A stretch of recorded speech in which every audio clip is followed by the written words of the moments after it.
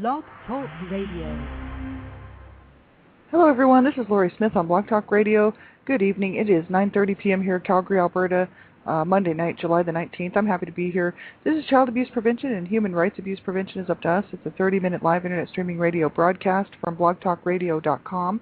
And my chat room is open if anybody would like to sit in there. And I'm just happy to be here, be able to do these shows and continue on.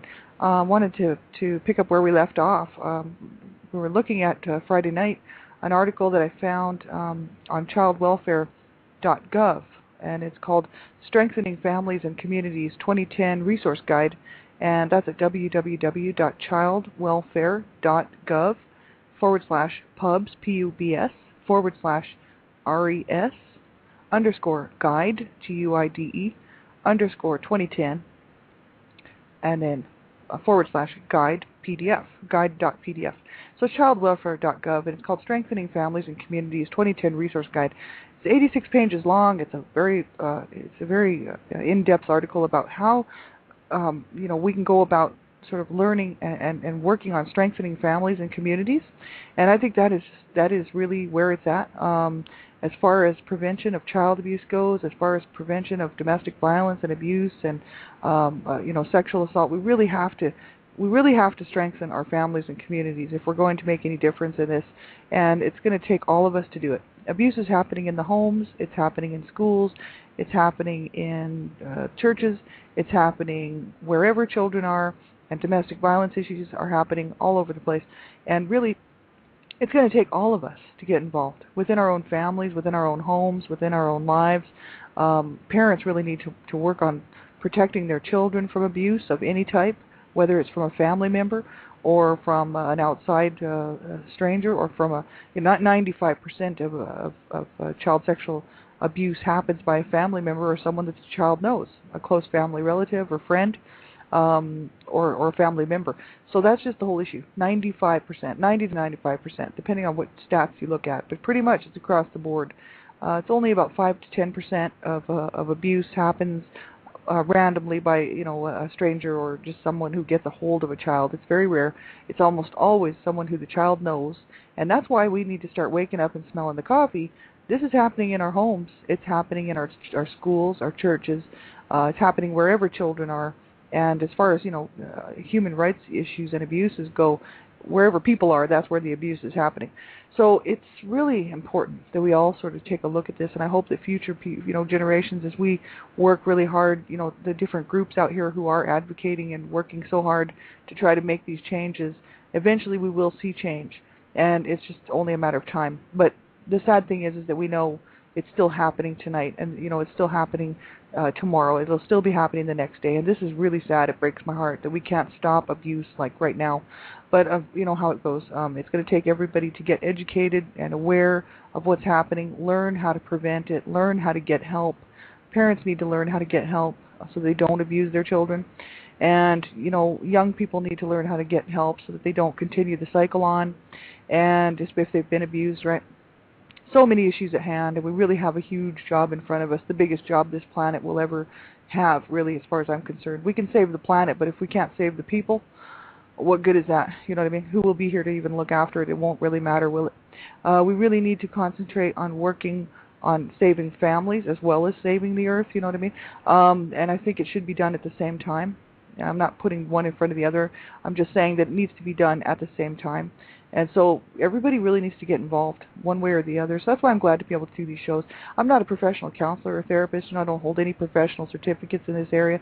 I'm really merely a person who pays to do my own blog talk shows to bring in information out to people that I find very useful and helpful. I study child rights. I study human rights. I'm in between courses at MRU here in Calgary. Can't afford to go right now, but eventually we'll be picking those back up and continuing on. Always working and studying to get information. And as I find it, and if it looks like it's something really useful and really good, I just like to share it with people. So I appreciate everybody who's tuning in. I looked yesterday, I've got 7,500 shows. So just within a couple of days, there's like 500 more shows listened to. I thank you all so much for listening and being here with me. So we'll get right on with the show. I just want to say for everyone under the age of 18 to have permission to listen to my shows. There's adult content on here quite often. I'm always talking about abuse, and so topics of abuse are very sensitive, and I just think that young people should have someone know what they're listening to, because we're fighting to save children's lives. I'm the Canada Regional Director for Dreamcatchers for Abused Children, and we're fighting daily to save children's lives, and I really think that you are important. If you are a young person, you matter to me, and I think your life matters to me, and that's what I'm fighting for. And so I hope that you will keep yourself safe when you're online. Know what you're doing online. Do not ever give away any personal information to anyone. Don't even use your own real name when you're online, especially in a chat room. Come up with a fake name and never give anyone your personal information whatsoever. There are hundreds of thousands of child sexual predators online at any given time, and they are working overtime to try to get a hold of children, and they will do whatever they can to do that. So you need to make sure that you protect yourself, and if your parents aren't there for you, which I know quite often can happen, my parents were not there for me. They wouldn't have cared. I talk about that on my other shows quite a bit. But the whole issue is, I know that sometimes and most often, children do not have a parent who cares, unfortunately. So if you have to care. And you have to keep yourself safe. So if you're a young person under the age of 18 listening to this, you keep yourself safe and get the information. Start finding out, typing into your browser online. Just type in internet safety, online safety for children, things like that, and it will come up with a website that you can get some great information on how to stay safe online. And then pass it on to your friends and make sure your friends know, because too many children are losing their lives to sexual predators, child sexual predators, and if they don't get killed, then their lives are ruined completely by child sexual predators. So make sure that you keep yourself safe and become aware of what's actually happening out here, right? So I want to continue on with this article, Strengthening Families and Communities 2010 Resource Guide. And really what it's all about is these 5 measures, these 5 key areas that they wanted to bring up and talk about. And that's what we've been going over on Monday night and all last week, really. And we went over nurturing and attachment, and we went over the next portion of this article, which was on page 26, called Knowledge of Parenting and of Child and Youth Development. And that's very important for parents to know. A lot of abuse could be, a lot of children could be saved from abuse if parents would get the education on what their children are capable of doing at a certain age, developmentally, right? Because if parents don't know how children develop, then they don't know how to cope with what's going on with their child, and they quite often put too much, they think their child can do something, and they think, well, why can't my child do this? And so, of course, they become frustrated, and the child is actually just behaving normally at that point. Like, these different times where toddlers, the terrible twos, where toddlers are quite often getting into everything, and they're just learning, and they're just exploring, and they're just, they don't know how to control their reactions, and so they cry, or they just different things like that. And parents expect them to be able to behave like a 10-year-old would, or a 15-year-old, and it's just not possible for these 2-year-olds, right? And so then there's quite often a lot of abuse of young toddlers and babies because parents can't cope. So this article is really good. This whole Strengthening Families and Communities 2010 Resource Guide is really good for parents who are having a hard time coping and just thinking, wow, I don't want to abuse my child, I don't want to hurt my child, but how do I cope? And there is ways to cope. You do not have to abuse your child, and you do need to get some help, because it's, I can imagine, I lost my baby halfway through my pregnancy, and I never did have another one. So sadly enough, I have not had the pleasure and the privilege and the honor of having a child and raising a child, but I was a child, and I grew up around children, and I had friends who had children, so I've been around children, and I know what they can be like. So if a parent doesn't know how to cope with a child, they can abuse a child, right? And that's not right. It's not the poor kid's fault, right? It's the parent's fault for not getting the information and knowing how to cope, right? Knowledge of parenting and of child and youth development, there's all kinds of neat information there about that. Then there's parental resilience, which we covered, and I did talk a lot about that, because that's where it's so important that parents really learn skills, to learn how to cope with things and get help when they need it, and get help for their family when they see that there's problems, whether it's substance abuse or mental illness or whatever's going on in the home. And parents, as long as they know they can reach out and get the help that they need, will quite often be able to learn to problem solve. And then in doing that, they teach their children how to problem solve, and then the family grows together and they learn how to problem solve, right? And that's where our family really lacked in that. There was no problem solving, and there was a lot of abuse, so it was just horrible. Social connections, we've talked about that, and that's like, I'll just read a little bit of that. That's very important for parents to have a good social networking community, right? It says, parents with a social network of emotionally supportive friends, family, and neighbors often find that it is easier to care for their children and themselves. And most parents need people they can call on once in a while when they need a sympathetic listener, advice, or concrete support. And conversely, research has shown that parents who are isolated with few social connections are at higher risk for child abuse and neglect. And some parents may need to develop self-confidence and social skills to expand their social networks. Helping parents identify resources and or providing opportunities for them to make connections within their neighborhood or community may encourage isolated parents to reach out. And often opportunities exist within faith-based organizations, schools, hospitals, community centers, and other places where support groups or social groups meet. So, yeah, it's so important for parents to have someone, just the friends and people in their life, a social network of people who they can talk to. It's hard enough raising children on your own, and then if you don't have any friends, and especially if you're a single family parent, like a single parent family, you're raising that child on your own, which I know so many people who have done that. Then if you don't have a lot of support from family or friends, it just makes it that much harder. You really need that support. And if you don't have anyone in your life, there's all kinds of places like they were listing here, community centers, faith-based organizations, schools, hospitals, online groups, if you can't get out of the house and you have a computer, or if you can get to the library, you can join an online group for to get some support for parents, That's just so important. I really believe that nowadays, especially 2010, with the technology that's out there, there's no reason for anybody to be isolated, especially in North America.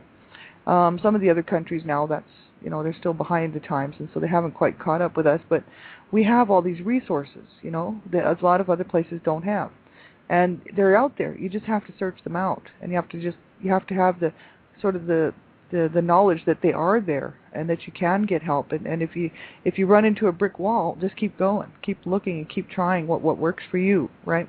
Because it's so important. Everybody needs support, it's just, the children need support, and so do the parents. That's the whole thing. The whole family needs support. They say here, sharing strategies and resources to strengthen social connections. It says, if parents express an interest in making social connections, you may want to offer suggestions, information, or services. Sometimes parents will not identify a lack of social connections or emotional support as an issue. Instead, they may express concern about a child's behavior problem or their own depression. In addressing the parents' concerns, you can also provide information about how these needs might be met by connecting with others, for example, a support group for parents with similar issues. And they said here, you can also provide general information on how expanding social connections can reduce isolation and support parents. And it says, consider sharing the following. So let's say I knew someone who came to me and was telling me that, they were having some problems with a little bit of depression, and their children were having some behavioral issues, and they just didn't know how to cope. I could actually offer this type of information to them. So it's important to support people. We all need to support each other where we can. And, even just to be an ear. Like, I know I'm not talking financially. That's, if we could, it'd be great, but we're all trying to just make ends meet ourselves, most of us. But the thing is just to be an ear, just to be there for that person, right? It says benefits of a broad social network include helps ease the burden of parenting, models positive social interactions for children, and gives children access to other supportive adults. And that's very important for people to be around, like people who are positive people, and they're happy to be around the family, and then the children see this, and they see the other parent or parents interacting with these other people, and they see this good kind of communication happening, and everybody's happy, and of course that makes the children happy, right? Provide support in crisis, and so that's very important to have other people in your life just in case, a crisis comes up, and the people can rally around to be there for you, and that's, sadly sometimes doesn't happen for people, and they end up suffering these crises on their own. And that's awful. And I would hope that people would reach out. I'm always talking about survivors of abuse reaching out, but I also really think parents need to reach out, because parents are people too, and they have feelings, and they hurt, and they struggle, and you know what I mean. The parents were children at one time too. So it's very, very hard on people, and that's why I just think, everyone should be reaching out if they really are having a hard time and they just think, man, I don't know how I'm going to cope, and I don't know how I'm going to get through this. Don't suffer on your own. There are people out there who can help, and they can help you find some good support and good friends. Eventually, you might make some good friendships from it, and at least you'll be able to have someone to talk to on the other end who understands or somewhat understands your situation, so that you're not just suffering on your own. That's just horrible. And it says a broad social network offers opportunities to help others, so it makes you feel good. Like if you can help somebody else too, then of course it's a good feeling, right? It says ways to broaden a social network: overcome transportation, child care, and other barriers. For instance, taking a bus or carpool to a play group, or joining a babysitting co-op to meet other parents and have occasional child care. And then also another one is access community resources, especially those with which the parent has some experience. Like, for instance, a church he or she has attended, a Head Start program where the child is enrolled, a cultural center that offers services in the parent's native language. And also another way is to join a parents group or play group in the neighborhood, or start a new group. So these are things that people can do, the parents can do to help themselves. It says some neighborhoods and communities provide ample opportunities for neighbors to come together and friendships to develop. In other cases, agencies and organizations may welcome help in starting groups that bring families together for mutual support. And these groups might start as an outgrowth of a widely recognized need in the community, such as new families that have just moved to the area, or concerned citizens working against community violence, things like that, right? Community involvement is critical for these groups to be sustained over time. As a service provider, your role might be bringing individuals together, including parents, providing a meeting place, or simply encouraging a community leader to establish a group to meet a particular need. And then the next portion of this article is concrete supports for parents. That's page 35 of this article, Strengthening Families and Communities 2010 Resource Guide. It says here, many factors affect a family's ability to care for their children, and families who can meet their own basic needs for food, clothing, housing, and transportation, and who know how to access essential services such as child care, health care, and mental health services to address family-specific needs, are better able to ensure their children's safety and well-being. Some families may also need assistance connecting to social service supports, such as alcohol and drug treatment, domestic violence counseling, or public benefits. It says, when parents do not have steady financial resources, lack health insurance, or suffer a family crisis such as a natural disaster or incarceration of a parent, their ability to care for their children may be at risk. It says financial insecurity is associated with greater rates of child abuse and neglect, and families living in poverty often benefit from specific concrete supports such as help with housing, food, transportation, child care, clothing, furniture, and utilities. Partnering with parents to identify and access these resources in the community may help prevent the stress that sometimes precipitates child maltreatment. And offering concrete supports may also help prevent the unintended neglect that sometimes occurs when parents are unable to provide for their children. And I talked a lot about this on Friday night, I believe, and Wednesday night last week regarding the resilience of her parental resilience and whatnot, and kind of went into the whole story of what happened to my parents. And it's not uncommon. And, that's the sad part is, my parents, had they gotten help, probably could have had a great marriage, and we could have had a great life. And not to say that there wouldn't be any tragedy or crisis going on, because that's just life. Life throws things at people that, whether we're prepared to handle it or not, it happens. And so, I think if my parents got some help, things would have been a lot different. And that's why I'm doing this. That's why I'm doing these shows, because I'm realizing that my parents' situation, really wasn't all that uncommon as far as abuse goes towards each other and the children. Their own issues with their own upbringings had a lot to do with it. And then their inability to communicate properly as a married couple had a lot to do with it. And they both had some mental issues going on, and they really had no parental skills because their parents had no parental skills. So you see, it was just a setup. It was just a complete setup, you know what I mean? And so, that's why I'm doing these shows, and that's why I feel it's so important that we get people help before that happens, you know what I mean? Because our family could have been saved from destruction. I truly believe that. And, if people want to deny what happens, well, then they just have to deny it. But our family was destroyed because my parents would not get help. and that's the fact, and that's the way it went. That's what happened. That's the truth.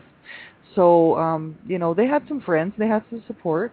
They had after a while, they moved down from Canada to the United States, and they lived down in the States on this one block that we lived on for 18 years. Pretty much, we moved away to Canada, and then we moved back to the States, and then back to the same block that we actually sold. My dad sold the house when we moved, so we were actually on that street for about 18 years. And my parents had support. They had friends and whatnot, and people that would look in, and they could see the condition of my mom, they could see the condition of my dad, and they could see the condition of the children, but they just turned a blind eye. They really did not care that my brothers were passed out in the front yard with their clothes half off, and that my dad was chasing everybody with a belt, and that my mom was throwing things at people and sort of bashing her kids around. They just didn't care about that. What they cared about was my parents. So they would come over and have coffee, and they knew very well what was going on in the home, and a lot of them like to say that they didn't, but all they have to do is think back a little bit and try to clear the cobwebs and allow their minds to think a little bit, and they would probably realize what was going on. I mean, I grew up in that home, so I know exactly what was going on, but they knew too, they couldn't help but see the bruises and whatnot, That's the whole issue. Our parents really, they were struggling. They were really, really struggling. And it's unfortunate to see people suffer like that. That's what it comes down to, is suffering, human suffering. When we're talking about strengthening families and communities, we're talking about families who are suffering and that they really need help, you know what I mean? And quite often they do not get the help that they need. And of course the children will suffer, and the whole family will suffer because of it, you know what I mean? And, the parents suffer as well, because then later in life, there's no family bond. There's no, commitment to try to make it and to try to keep the family going by certain members in the family quite often. And it's very, very hard on families. That's why I hope everyone will, if you're struggling, realize that you're not alone and that it does happen, and it's not something to be ashamed of. It's really it's more shameful, I think, for parents especially who have children or multiple children, like, big families, to have such an ego and such a weird sense of feeling like that they don't need help. That was my parents. Oh, we don't need any help. We can raise our children the way that we want. And we can treat each other the way that we want. They were just so settled in on the fact that was going to be the life for us. They created this hell for us, right? And so, it's unfortunate because they were told to get help by the courts, because they were brought up on abuse charges, and they were both brought to court, and they were both told to get help, and court ordered counseling or we would be removed from the home. They went twice, and then we moved to Canada. So there you go. It was not followed up, and they just continued on to abuse us and each other. So that's the thing. It's, this happens, and we know it does. It's very unfortunate. And the whole fact is that, it could have been a great life, had they reached out and gotten the help that they really needed. So if you're struggling, don't feel, it's more shameful for parents to not get help. Those are the ones that really should hang their heads in shame. The ones that are actually reaching out saying, hey, I need help, you got to admire those ones, because they're actually strong enough to say, hey, I need help. Because sometimes we do need help. And as people on this planet, at one point in our life, at one time or another, we will need help. And there's nothing wrong with reaching out and saying, hey, I need help, right? Because that's the whole issue. There's no stigma around it like there used to be. And if there is, and somebody's that ignorant that they're going to judge you for asking for help, then they don't need to be in your life. They would be a negative influence. If you need help, and you deserve to get help. And I really stress this with people. I had a brother commit suicide. Another brother died of a drug overdose in a shelter. Another one of my brothers was killed or murdered. The case was unsolved. Our whole family just really did not know how to reach out and get help, until I came along about 3 years ago and decided to stop trying to fight to end my life, and I decided to fight to live and to get help and to have a good life. And so this is, it's so important for people to realize you're not alone, and that, when you feel like you can't cope, reach out and talk to somebody, whether it's group support, therapist, counselor, a friend, someone you trust, get some help, whether you're a parent or you're a child or you're an adult who's suffering in a family situation, domestic violence or dysfunction or, neglect, abuse, whatever the case may be. Reach out and get some help. Do not allow yourself to suffer in silence and suffer on, continually. I'm so happy I reached out. I really am, because I talk about that on my other shows as well. And parents, you need to reach out and get some help too, because you will find that it is such a relief to know that there is people out there who do care. And if you, like I said, when you're trying to access some of these resources that are, I hope everyone will check this article out. There's some great information on here for resources for families who need help, right? And where to go and who to contact and whatnot. It's great information. And if you run into some brick walls, which you very well might, because that's the red tape and that's always there, you keep looking. You keep making the phone calls. You keep asking questions. You keep looking, because eventually you will find something that will be there for you. But it won't happen if you don't seek it out, if you don't reach out and search for it. And so, I'm a big proponent of keeping families together and keeping families healthy and happy as long as the children are safe in the home. I wish we would have been removed from our home. I really do, because I think we should have been removed until my parents had at least a year's worth of counseling and could prove that they could look after us properly. But, I'm not saying every child should be removed from the home. I think, because we loved our parents. That's the whole issue. We all loved our parents very much. And it would have been very heartbreaking to be removed from the home, but we needed to see some normal life. We needed to see a normal family. We needed counseling. You know what I mean? And we needed to see some normal people talking to us instead of this craziness that was going on in our home. And unfortunately, it just didn't happen. So, it killed a lot of my siblings, and I really believe that's what did that. So, that's the whole issue. It's, parents, you need to get help if you're having a hard time, and just keep looking for that help where you can find it. Don't give up. Keep making the phone calls. Keep reaching out. If you just feel like you can't cope, there's all kinds of hotlines for parents who are having a hard time. There's hotlines for parents who think that they might hurt their child and they don't want to. It's all anonymous and stuff. It's just that there's other people on the other end of the phone who are trained and who have probably been there themselves, and they know what you're going through, and they can help you. And if they can't help you, they'll find somebody who can. That's what it's all about. So make sure, you do reach out and get some help, right? I wish my parents would have done that. Things would have been a lot different. They would have been a lot happier, and we all would have been happier, right? So it says, then it continues on, and we've only got about 3 minutes left here, but they say here, concrete supports for parents, sharing strategies and resources to strengthen concrete supports. Parents may not always know about community resources that can help meet their basic needs or how to access essential services. Language or cultural barriers may make it difficult for some parents to identify services and make the necessary contacts. Providing information and connections to concrete supports can be a tremendous help to families under stress or in a crisis. It says here, you may provide contact information. A person's name is most helpful, or help parents make the initial calls or appointments depending on what parents say they need. And so it says, when specific services do not exist in your community, you may be able to work with parents or community leaders to help establish them. And parents can become powerful advocates for a particular cause, such as low-cost after-school programs or safe transportation for teens, if they know the process for forming groups and creating services. So it says, your expertise may be helpful in the following ways, and they list a whole bunch of ways for linking families with services. So you can take a look at that. That's www.childwelfare.gov, and it's called Strengthening Families and Communities 2010 Resource Guide. Get a hold of me if you need anything on Blog Talk Radio. You can send me a message, and I can send you links and references. Whatever information I find, I can get that to you. Or I'm also on Facebook. You can contact me there. Thanks so much for tuning in, everybody. We'll continue this on Wednesday night, and I don't think we'll be able to finish it up, but we'll definitely continue on through there and keep looking at it. I hope this information's been helpful. It certainly has been for me. And thanks so much for everybody for being here. I'll be back on tomorrow morning with the One Child Abuse Survivor to Another at 6 o'clock here in the morning. And then tomorrow night, Donna Shear and myself will be on Dreamcatchers Talk Radio, 10 p.m. Eastern Standard Time, blogtalkradio.com/Dreamcatchers. And also, don't forget to listen to Be Safe First Always, Blog Talk Radio. That is John Harrison. He is a survivor. He's an author and poet, and he is an advocate to stop child abuse. Please take a listen to his show, Be Safe First Always. Letter B, safe, number 1, first, always. Be safe first, always. blogtalkradio.com.